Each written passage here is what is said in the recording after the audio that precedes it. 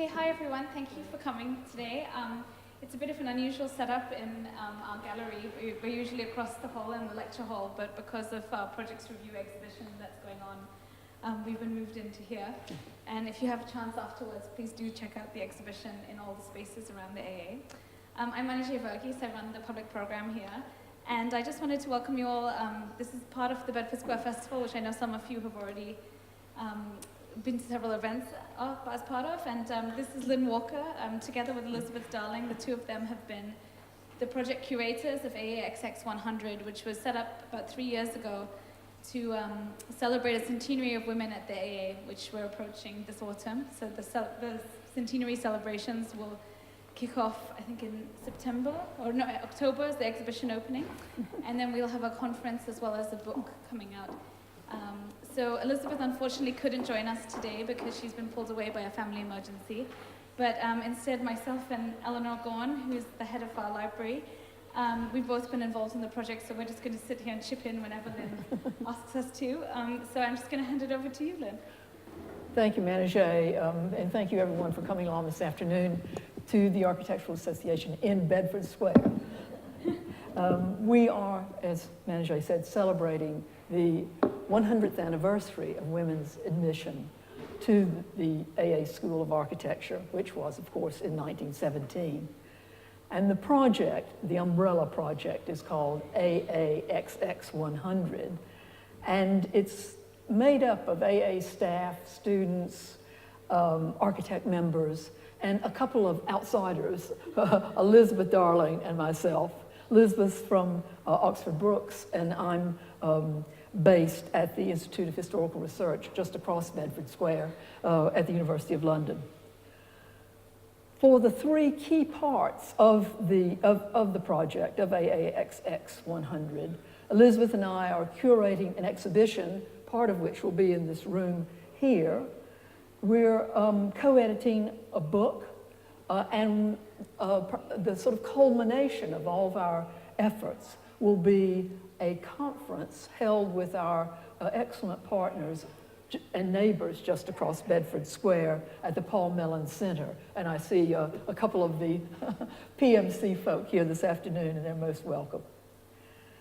Now, immediately after the conference, and this is a kind of, you're getting a bit of a kind of preview on this, we're, in response to our project, the 20th Century Society is organizing a 2-day coach tour of buildings designed by women architects in London and Cambridge. So when you see that advertised, if you're interested, you can come along, and that book's separately from the other activities, but it's very much related to us.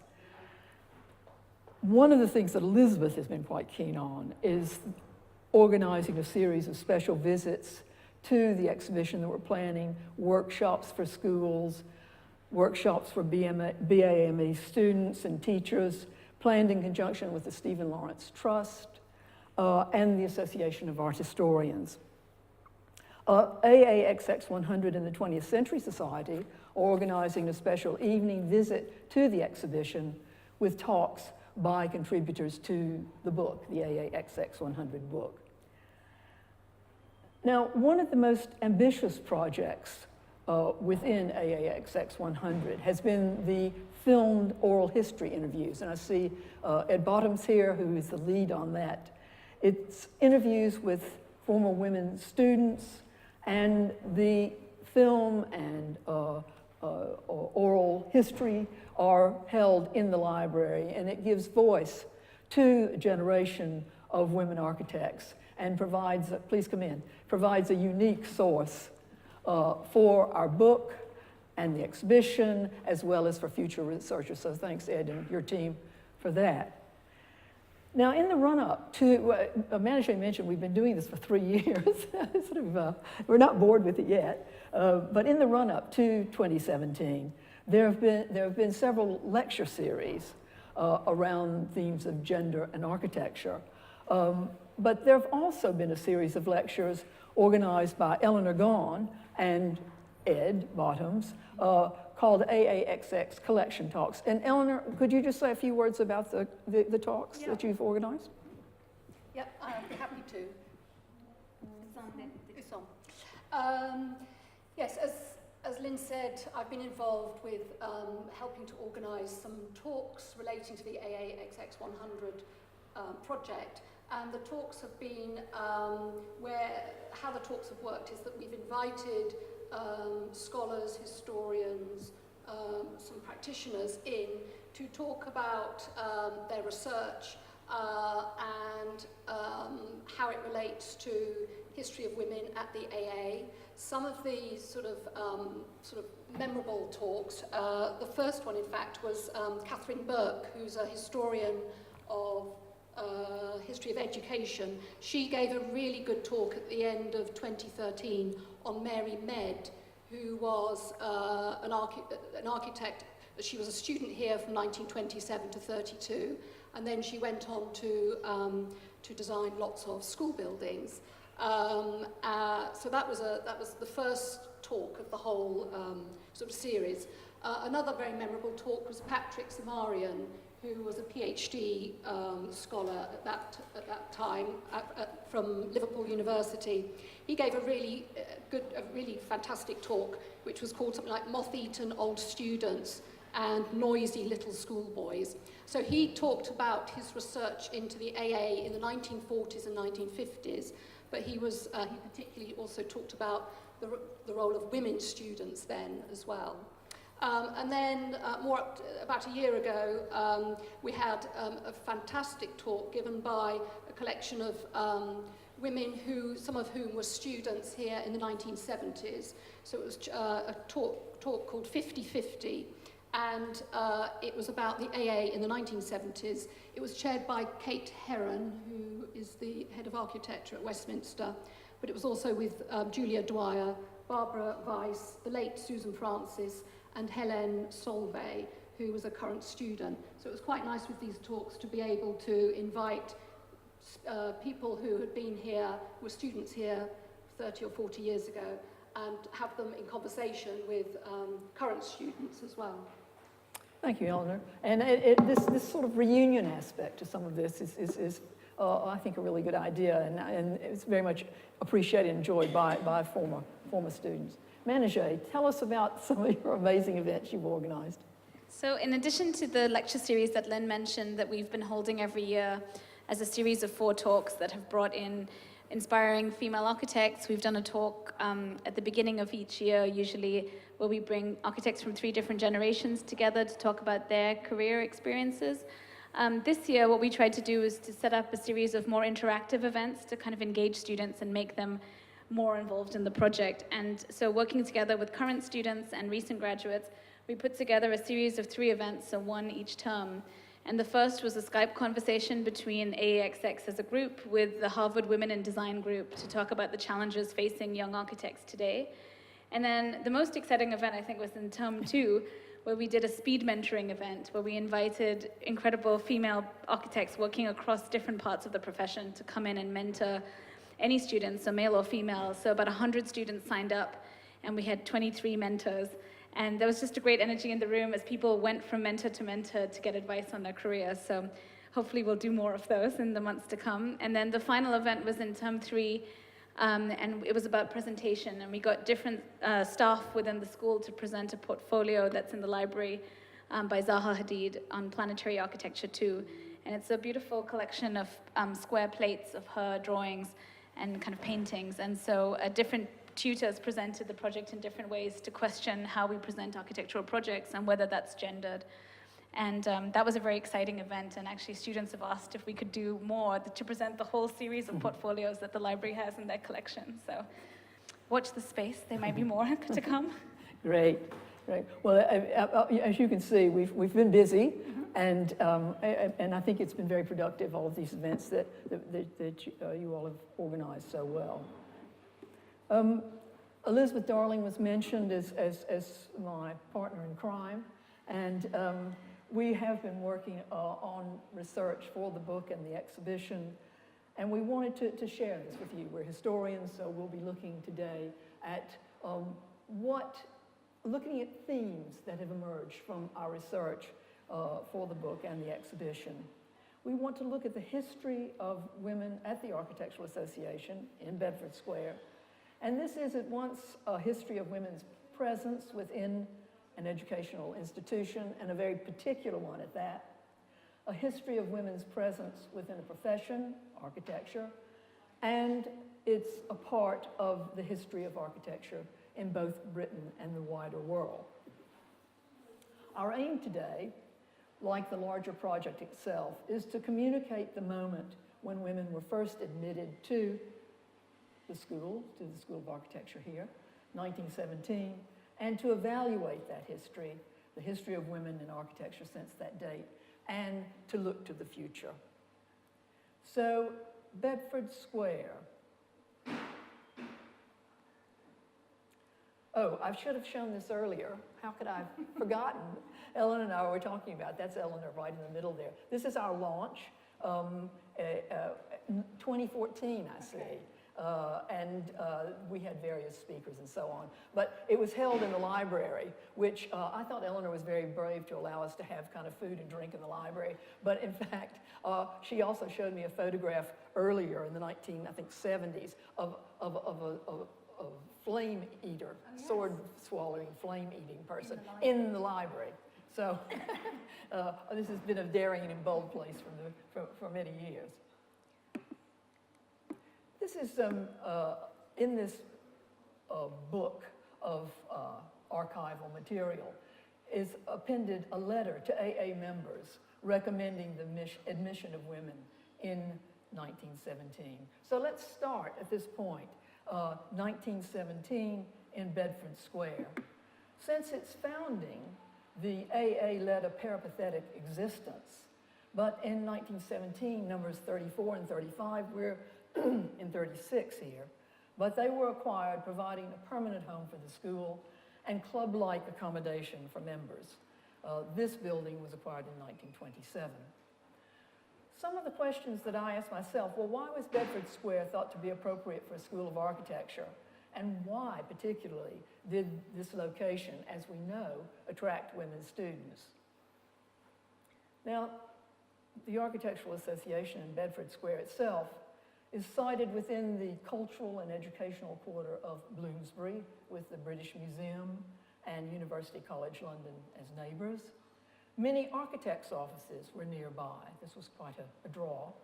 And the artistic and decidedly raffish district of Fitzrovia was just across Tottenham Court Road. However, I think its upper middle class women students felt particularly comfortable here because they were attracted to it. It seemed familiar. It was a socially appropriate environment, a private school accommodated in a pair of elegant 18th century houses overlooking one of London's finest squares, surrounded by a respectable residential neighborhood. It avoided, the AA that is, avoided what were considered by some to be the déclassé associations of polytechnics and technical schools where architectural training was increasingly on offer.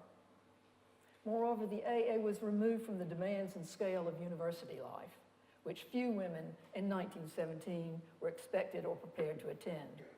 At the beginning of the 20th century, the AA was considered the best architectural school in the country, and from 1917, when women first entered here, it became the school for women's architectural education. Not the only one, but it was considered the best.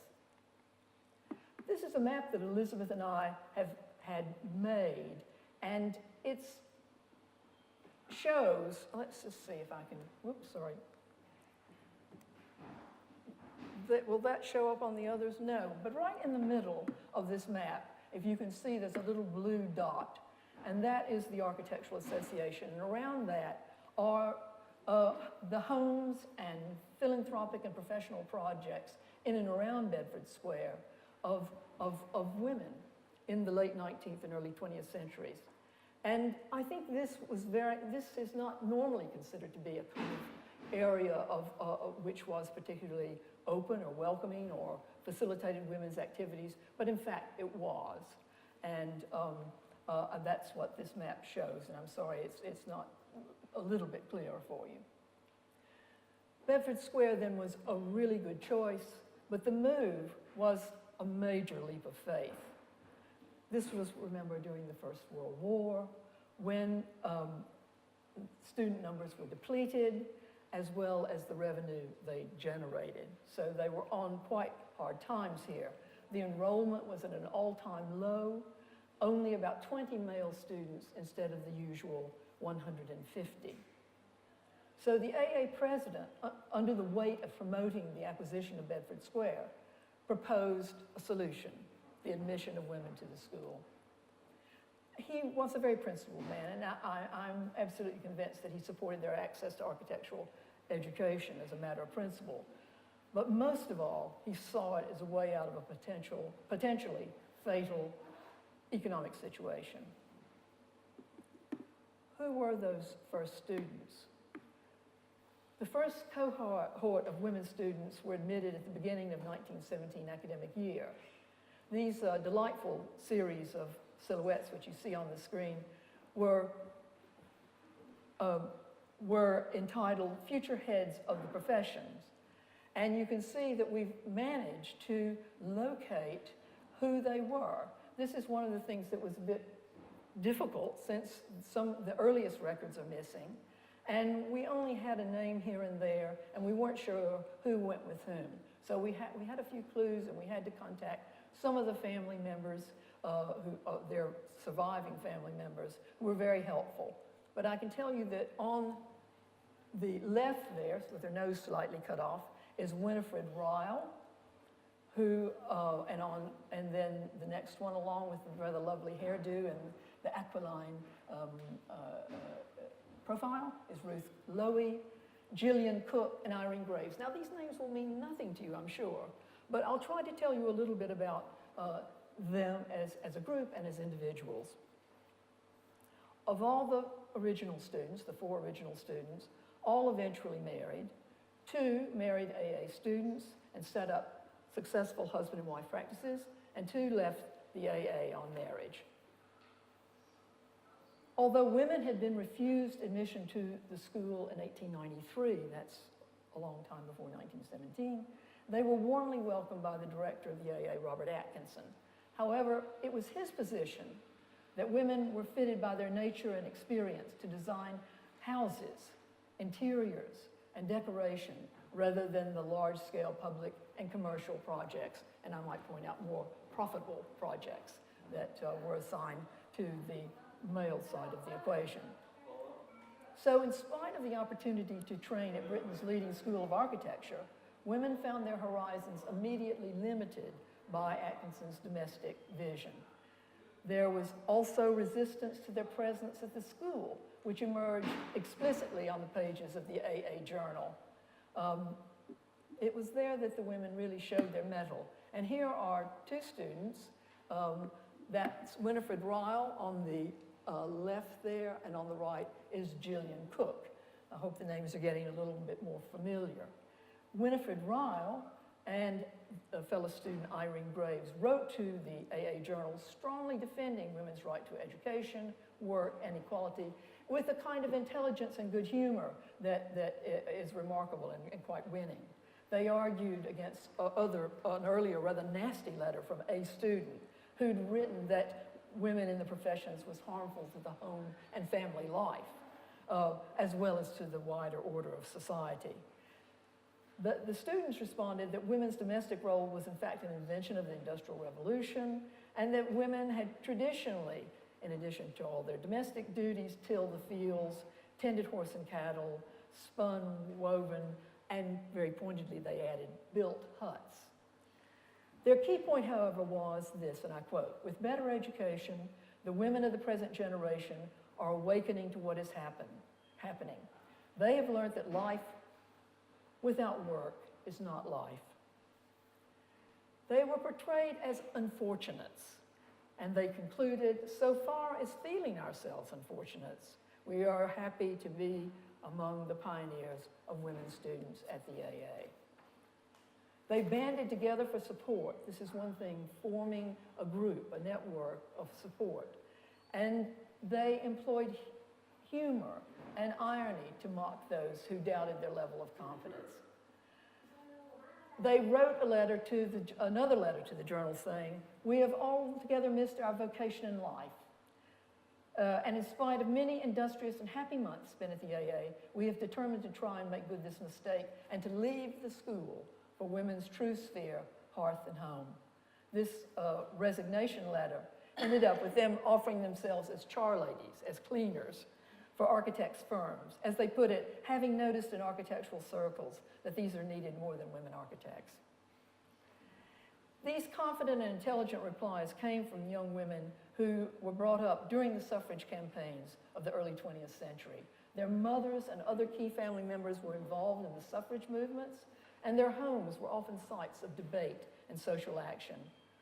Although the suffrage campaigns had been for the most part suspended during the First World War, the pre-war campaigning of the women's movement for the vote, as well as its campaigns for access to education, employment, and entry into the professions, set the stage for wider access to architectural education and a reappraisal of women's skills.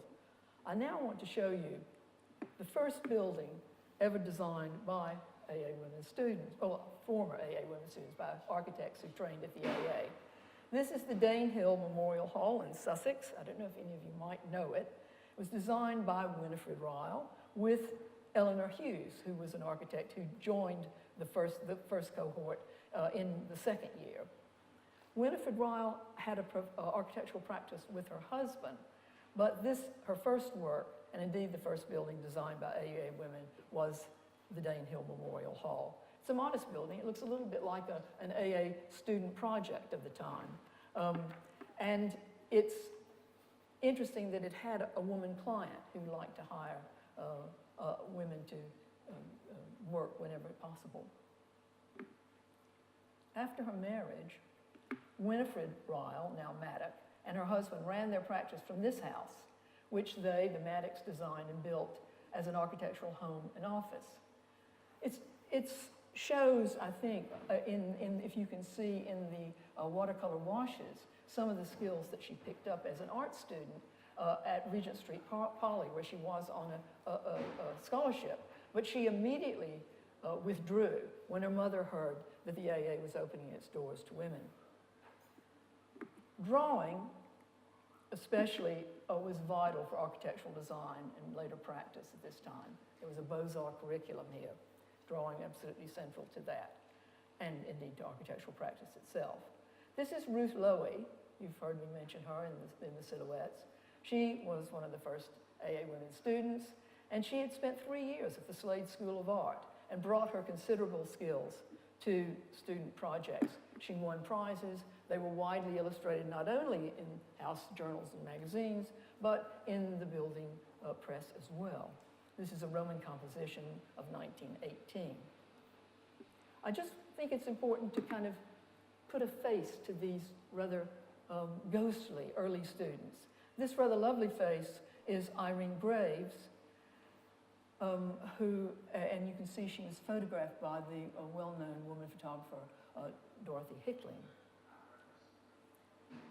These students were taught by respected architect tutors and enrolled in the same courses as their male counterparts.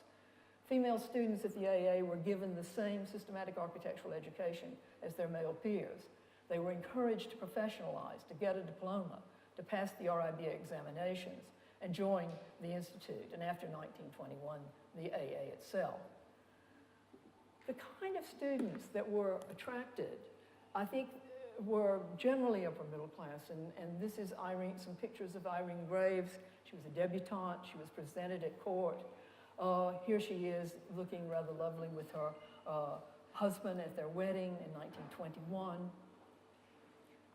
The strength of the new professional identity that was on offer at the AA was carried by these women students, even those who, because of gendered cultural assumptions, left on marriage. And that's exactly what happened to Irene Graves, Irene Garforth as she was then.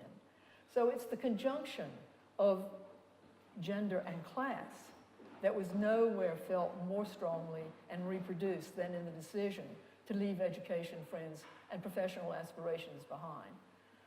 I found it incredibly touching that even though she left just before the end of her third year, Irene Garforth, a number of years later, almost a decade later, designed an addition to the Gurkha Memorial in Burma, thinking of herself still as an architect. And I know other architects who, for family reasons often, weren't able to continue, always thought of themselves as architects and tried whenever possible to use their architectural talents and skills, which they'd learned here at the AA.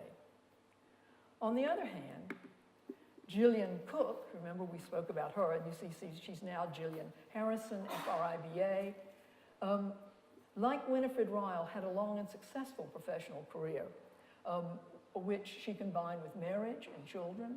She was elected the first FRIBA, woman FRIBA, Fellow of the Royal Institute of British Architects.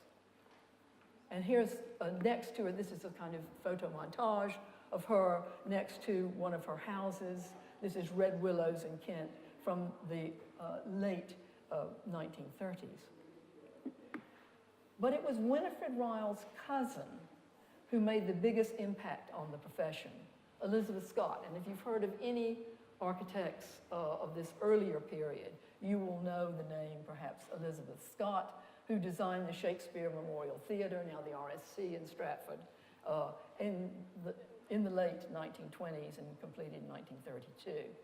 It was this winning design, and here you see a detail on your screen, that was seen as a victory for all women and confirmation of their ability to design large-scale public buildings. So the idea that women could only design domestic architecture or interiors was really blown out of the water by the success of this competition-winning design, which was judged blind. They didn't know that they were getting a woman when they awarded this commission to a very young Elizabeth Scott. I want to go on now to the politics of practice, which is another one of our themes. Here's the AA in 1934 with some panels being made for an exhibition, for a series of an exhibition called New Homes for Old. And in these exhibitions and in this period, this interwar period, creativity was allied to social commitment. And these were many of the core values of AA women at the time. And there was very much a sense that the privilege of such an education required of them some form of service to society. And we find, anticipating another key theme, AA women collaborating with women reformers from outside the school. Someone has identified Elizabeth Denby kneeling there over one of these panels that they're preparing for the exhibition. They were using their skills as architects and designers to argue for social change, especially in the 30s relating to housing. Collaboration was seen, and you can see they're working as a group here, men and women working together, but collaboration was seen as a bulwark against everyday sexism at the school. And this is quite a revealing cartoon from a student journal here at the AA, showing the first year, the woman is being offered a stool by her male student counterpart. Second year, they're working away, ignoring each other. The third year, he's grabbing the stool out from under her, and her T-square goes flying. And the fourth year, he's bashing her overhead, and the fifth year, he's using her as a stool. So it gives you an idea that the students were not insensitive to the sexual politics of school life. Here's Janet Fletcher. Now, she's the daughter of the man who authorized women entering the school. She was friends with many of the key figures in the New Homes for Old campaign group, who argued for slum clearance programs and modern, well-organized flats. She was a very lovely person. Some of you may have known her as Janet Pott. Catalog of the New Homes for Old exhibition for 1932. Janet Fletcher and her partner in practice, Allison Shepard, designed a model flat.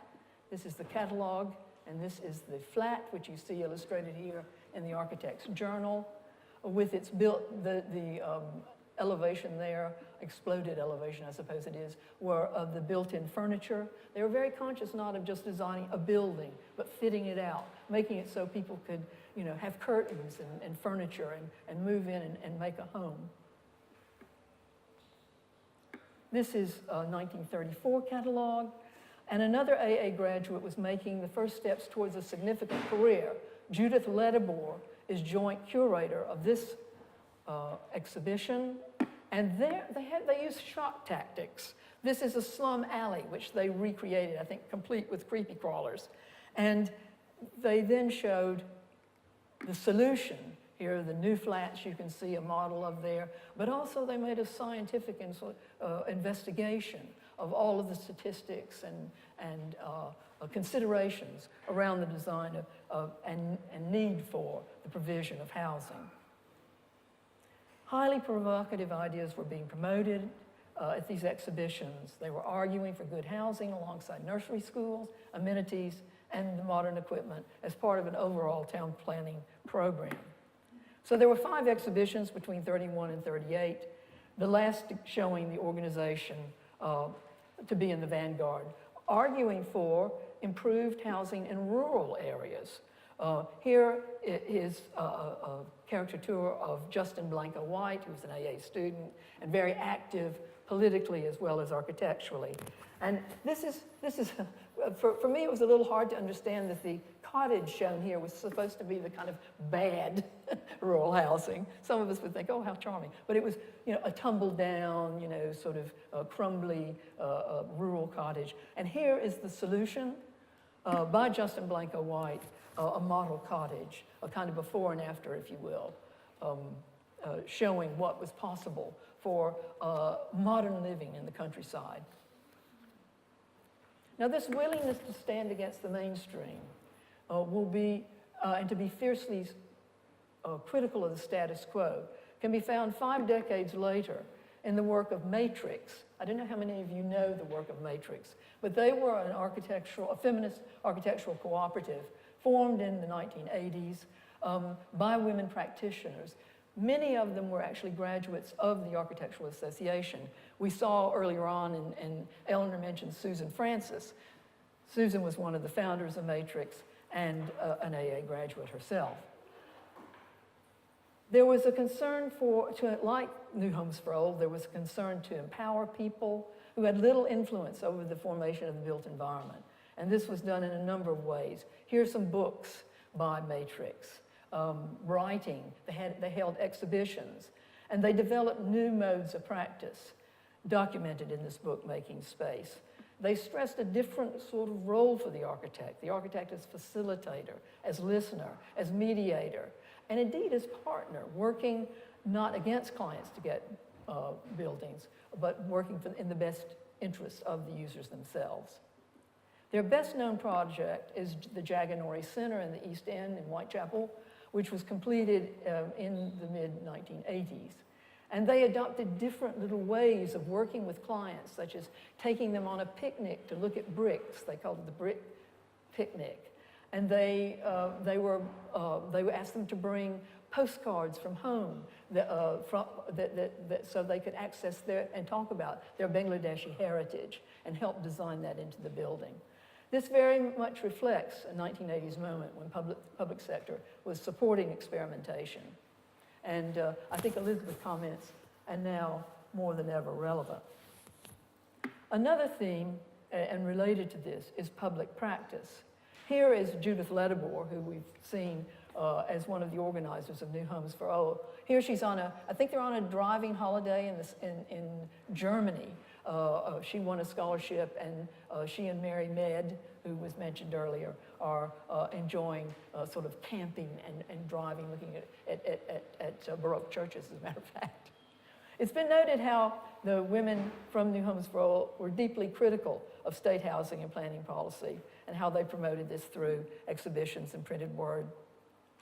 This was absolutely instrumental in ensuring the idea of well-planned environments, from region to town to country to neighborhood.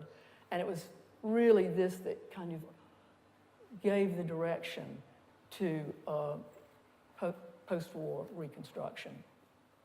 Judith Letter War is a highly significant figure and relatively unknown. But she first makes her name working with the Ministry of Health to produce, in 1939, The Houses We Live In. You see this book, and it's a rather Puginian-like contrast. On the one side, you can see the modern-looking house, but it's talking about windows. This is actually a house designed by her friend Mary Mead in Tuin. It's talking about windows and how they need to be well-proportioned and harmonious. And then you see on the other side some windows that we take are not harmonious or well-designed or to be desired. So this is looking at your environment, learning from your environment, and reading it back into architecture. During wartime, Letter War was appointed to the Dudley Committee, the main committee that explores post-war housing and the design of dwellings as their publication. She writes the report for the RIBA's housing report, both of them in 1944. And later, she contributed to housing standards through her work on the Parker-Morris report, very key post-war report. This shaped decades of housing in this country. Her concern was for planning for communities, the idea of mixed development in which all ages live together. With her architectural partner, David Booth, her post-war design work was primarily in the public sector. And here is under construction her design for the Lansbury Lodge Old People's Home. She was a pioneer of housing for older people. And this was a design for the LCC, the London County Council, as part of the Festival of Britain. Closer to where we are now, her firm also designed the University of London's Institute of Archaeology and Classical Studies, which I see is being restored at this very moment. This is in a sort of modernist Georgian idiom that the firm favored. Letter War's commitment to the public realm also echoed in the work of her friend Mary Mead, who we've mentioned previously, who became very well known for her work on schools architecture, and there'll be quite a bit about her in both the book and the exhibition.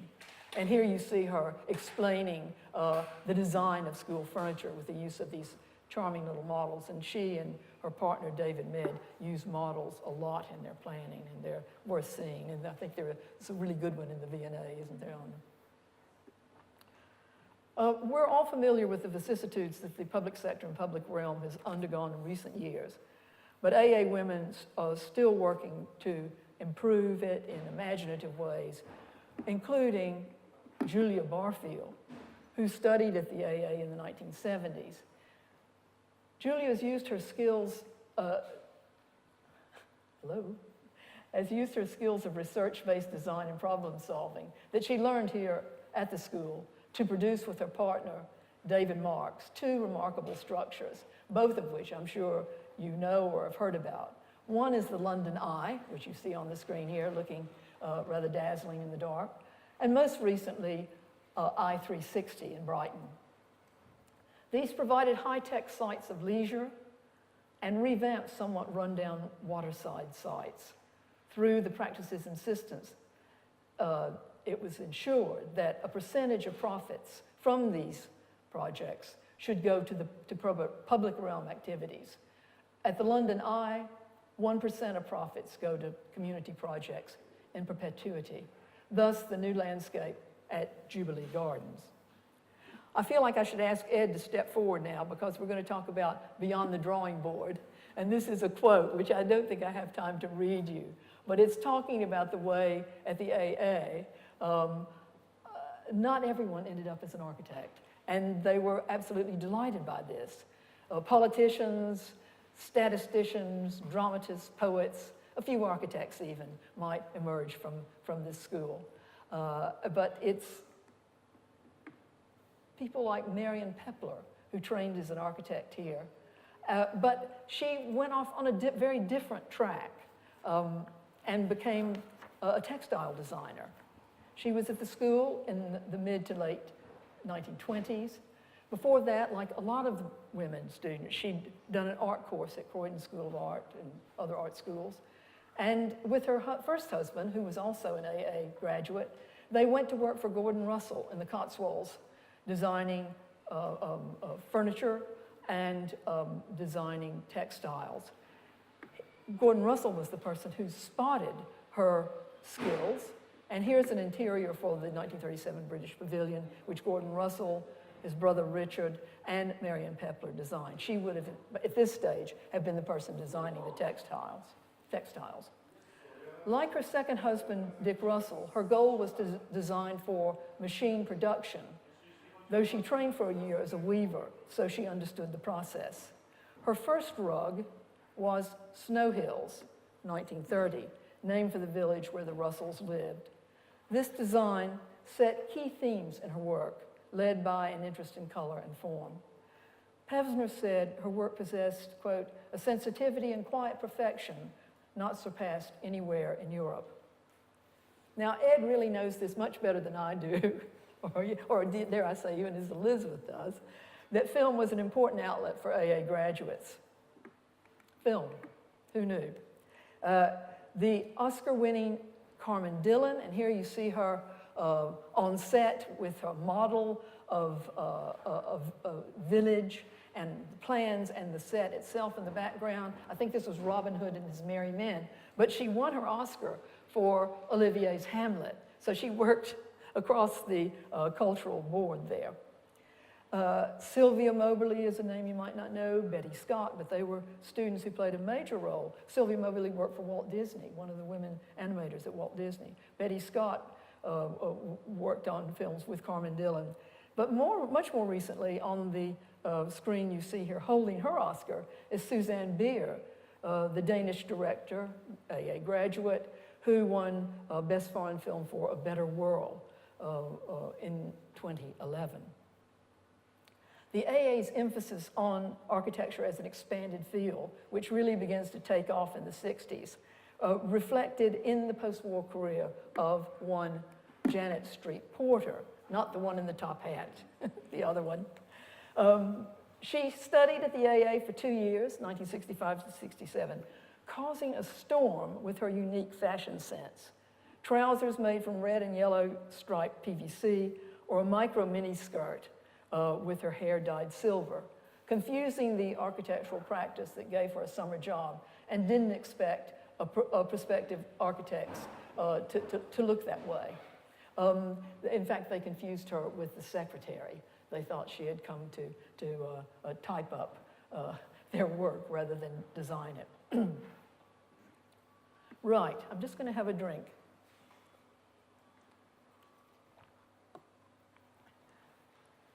Running throughout, really, just about everything we've looked at is the notion of collaboration, but we have a special section for collaborations. And here are, oh, sorry, I missed Janet's house, which was designed, the CZWG house for Janet Street Porter, which is showing her not only as an ex-AA student, but as an informed, and I rather suspect, interventionist client. Don't quote me. Collaborations, to go back. Well, that was certainly a collaboration. But here is our architectural collaborations amongst women. This is Nora Ayton and Betty Scott around 1930, pictured in their architectural office in West London. We look at all sorts of collaborations in the book and in the exhibition. Men and women working together on individual projects or in firms of architects, or in partnerships of women such as Ayton and Scott, Nora and Betty.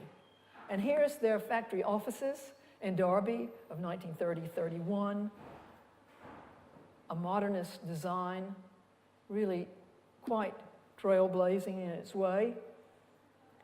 Of all women practices, such as Matrix, who we've seen earlier, we should also mention Muff, who emerged from the AA in the early 1990s, late 80s, early 90s. This is their model for the Museum of Women's Art, designed in 1983. But most numerous of all of these collaborations, and in a way most problematic, are the husband and wife teams. Here we have husband and wife team. Eldred Evans and David Shea live in their office in Belsize Park. It is the husband and wife partnership that I want to address directly today. It's a thorny issue and one of the most common forms of collaboration in architectural practice, and certainly the one that is most heavily freighted with cultural anxiety. Who designed what? Who does the designing? Is the design the most important part of architecture? Whose name is on the practice? Who gets the credit? And who gets the recognition? And I suppose ultimately the bucks. The AA often provides the starting point for these personal and professional bonds. Husband and wife partnerships have designed, and you know, students meet each other and get together. It's inevitable. It often comes down to who you sit across from in studio. That seemed to be a key thing. Our research shows. Husband and wife partnerships have designed key buildings and are a hallmark of modern practice in Britain. We saw from the earliest cohorts of students, Winifred Ryle and Gillian Cook, they both worked with their architectural partners who they met here. There are too many to cite, but Jane Drew, I think, deserves a special mention. She's the first woman president of the AA, and she was in practice with both her first and second husbands over 6 decades, so something of a standout for sustainability, if nothing else. These intimate and creative collaborations have produced iconic architecture. I could spend the afternoon showing you, but the Festival of Britain, the work of Jane Drew and Maxwell Fry, the Glyndebourne Opera House by Mark Barfield, the London Eye we've seen as their work. Here is a building you might know, Tate St. Ives by Eldred Evans and David Shea, lived 1993. And there are other married couples whose work you would know. Here, Patti and Michael Hopkins. They're among the architects who, with their significant others, have designed architecture, urban space, and landscape. This is their rather wonderful house, which they also used as their office. And this is the kind of common ploy amongst double partnerships, if you will, designing office houses that make a place for professional practice and domestic space. While acknowledging the pressures as well as benefits, husband and wife teams have the pleasures of common interests, easy communication of ideas, and merged finances. But there are issues of authorship. It's usually the female partner who takes the primary responsibility for children and domestic tasks. And the dynamics of practice and its unrelenting demands tend to skew gendered roles along traditional lines. There's also the issue, which is, thanks a lot, I know you have to go, thanks. There's also the issue of the way in which people can be overshadowed, sometimes by the fame of their partners, other times within the wider culture of architecture. Here's a photograph of famous architects, which was taken by the BBC. You see there's Michael Hopkins, there's Nick Grimshaw, Norman Foster, Patti Hopkins, Richard Rogers, Terry Farrell. But this is the way it was actually printed and circulated. Patti Hopkins, a Royal Gold Medalist, was photoshopped out in a kind of Stalinist way. So we have the problematic of gender intruding, and she was simply removed from the record here.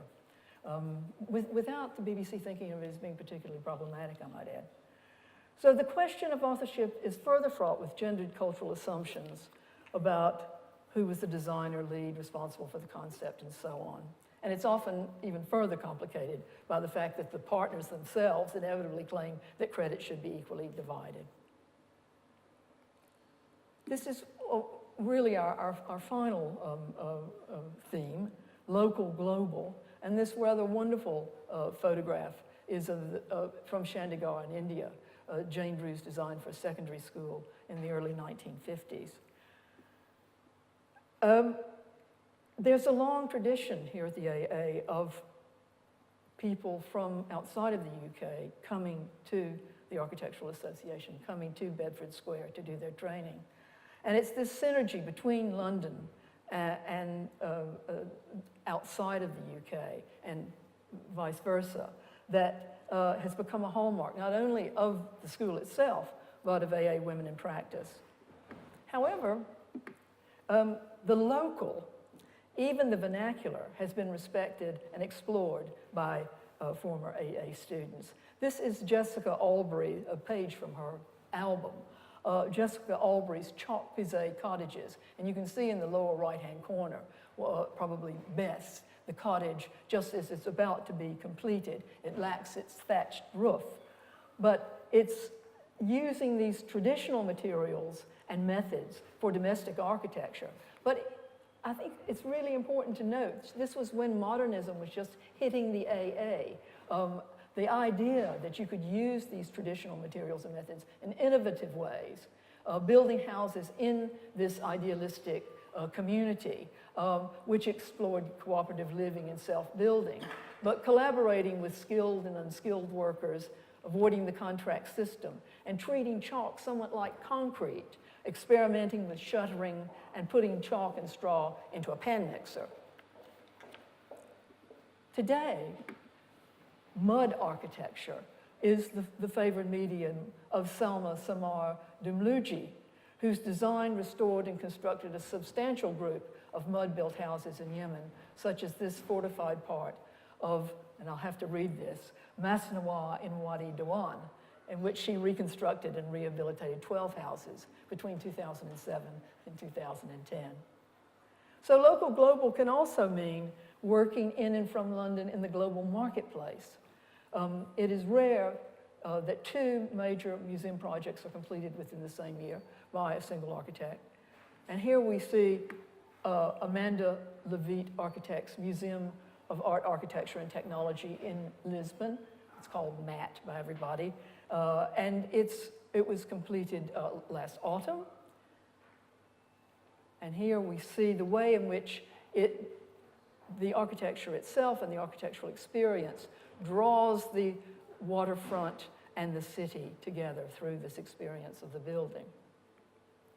And today, as it happens, today in South Kensington, the new Exhibition Road galleries, which we all are looking forward to going to and using, the Sainsbury Galleries, it's called, will be open at the V&A. And the concept of reconnection is, like Matt, central to this project as well. Now, Amanda Levite was encouraged by her tutors here at the AA, Cedric Price, Nigel Coates, Will Alsop.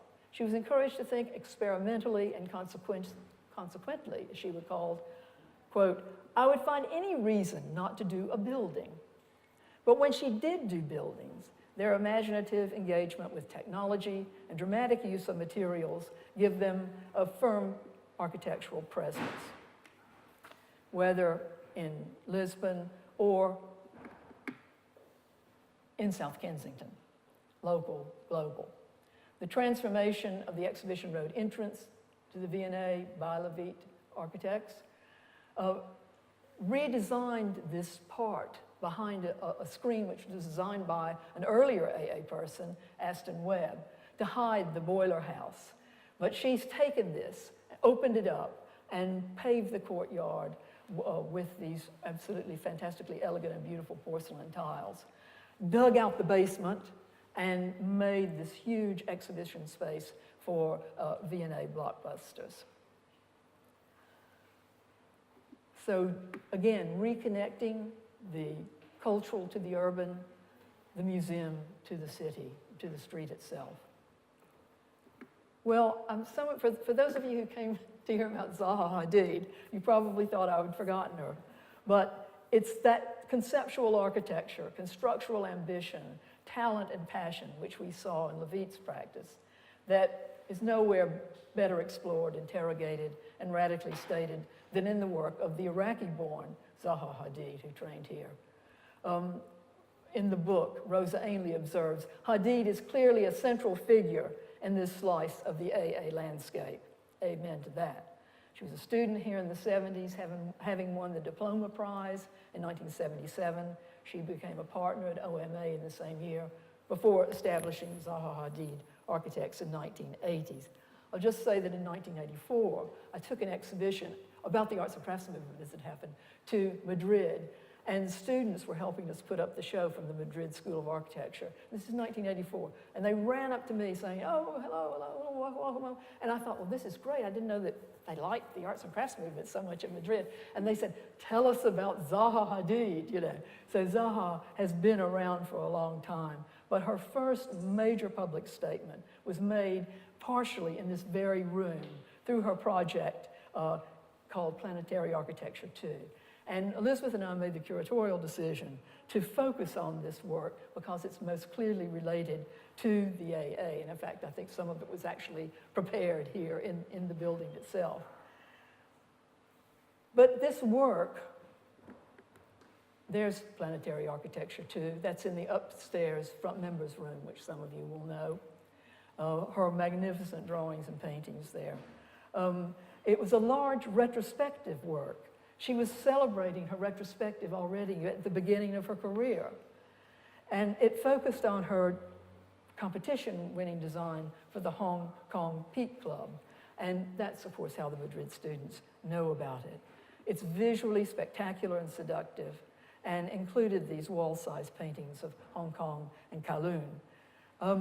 And they hung on these very walls here. This proved prescient. As many of you will know, in 2016, Hadid became the first woman to win the RIBA gold medal in her own right. She had already won the Sterling Prize in 2010 and in 2011 for the Evelyn Grace Academy in London, and the Pritzker Prize in 2004. She became a dame in 2012, and I think we're proud to say in 2014, a patron of our project, AAXX 100. Well, that is really the end of the talk, but just a little epilogue. Oh, there's Zaha at the opening of Planetary Architecture 2 with that rather fabulous vinyl floor and some of her even more fabulous drawings. And there's a work that many of you will know. Perhaps some of you have had a swim in the pool. This is the London Aquatic Centre, which was built for the Olympics in 2012. But the epilogue really is around the current generation. The younger generation who trained here in the 21st century. This is Julia King, and I encourage you just to, let's see, what can we say? Doing something isn't always better than doing nothing. Good architecture doesn't always result in a building.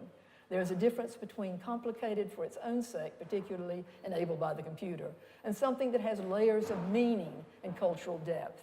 And I thought I would just show you her project, which is a project for sewers in India, which she has worked with communities in the slums of New Delhi and with those near the Taj Mahal with humility and indeed imagination, realizing that houses were very far down the list of priorities when basic sanitation wasn't in place. So she worked on designing this sewage system. And here she is standing with imagination and humility next to her project. And I'll just end with a quote from this person who was voted AJ Emerging Architect of 2014. Julia King said, "I look for inspiration or opportunities from people and places rather than looking for people and places to host my ideas."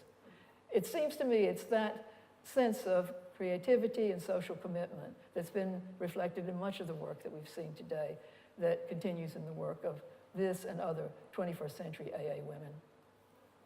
Thank you.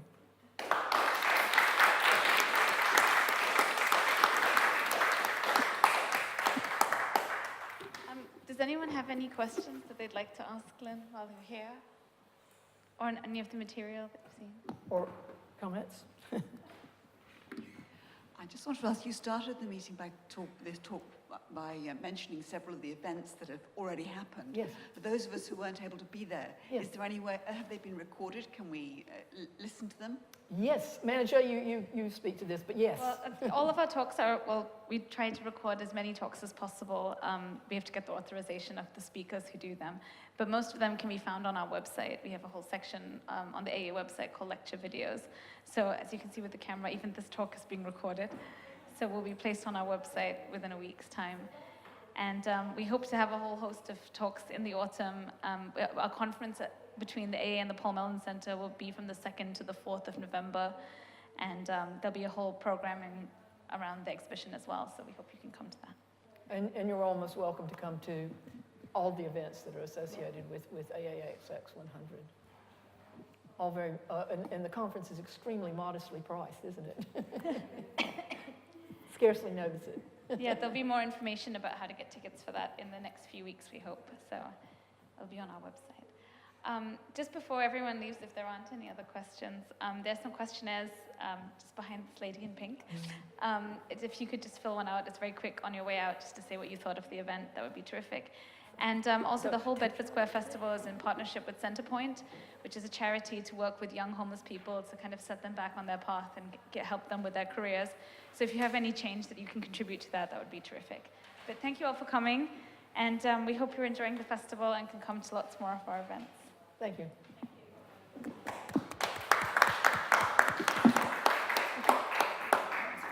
Oh.